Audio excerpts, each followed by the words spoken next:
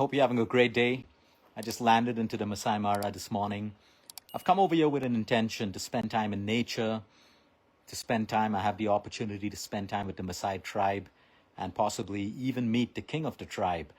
He's a doctor, he practices in the field of medicine for his own people. So I'm going to be spending a lot of time learning about local medicines, local treatments, and how nature and human beings are synced with one another. We can't separate, we're parts of nature. The drink I've been exposed to over my last couple of days in Kenya before I got into the Mara was something called dawa. What is dawa? We have it in our country too. So you take grated ginger, you take lemon, you take water, you boil it together, you sweeten it with honey. It's used for colds and coughs. In India, we have our hot water and lemon. We add ginger to it.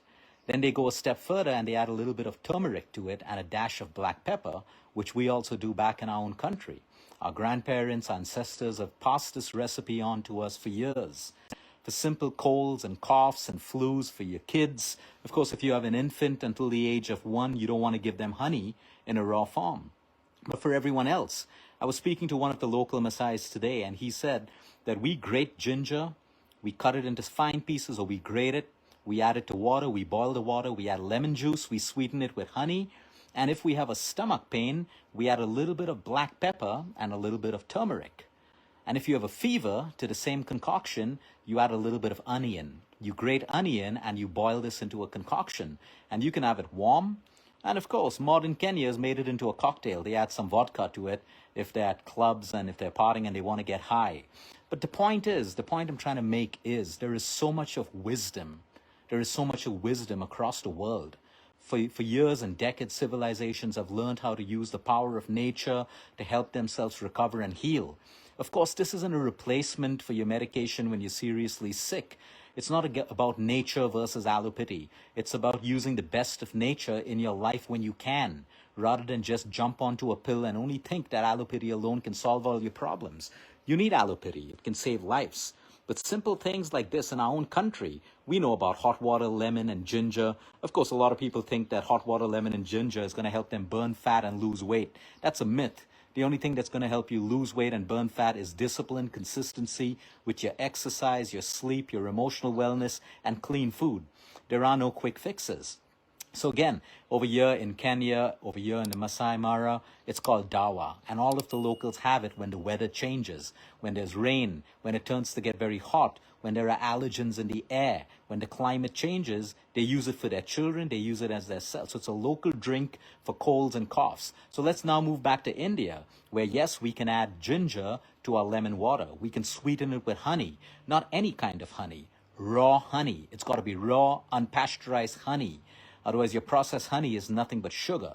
Don't be scared of honey. A lot of people put down honey. Honey is used as a medicine in the tribes. It's used as medicine in India, in Australia, in New Zealand, in South America. So many civilizations across the world use honey as medicine. And then you have a whole community saying, oh, honey is sugar and sugar will make you fat. No, your poor lifestyle, indiscipline, and inconsistency will make you fat. But honey is a powerful antiseptic, it's a powerful antifungal, it's anti-inflammatory, it's anti-cancer, it's antiviral, it just goes on and on. You see, this is where science ends and common sense begins. People over here in the Maasai and tribes across the world have learned for civilizations to use all of their senses to decide what's poisonous and what isn't, what works for the body and what could be dangerous for the body. Using common sense and wisdom and the power of nature, they've learned to survive, cut away from civilization, cut away from hospitals, cut away from allopathy and everything else. It's just to show you that it is possible. I'm not asking you to make a choice. I'm asking you to take simplicity as a new luxury.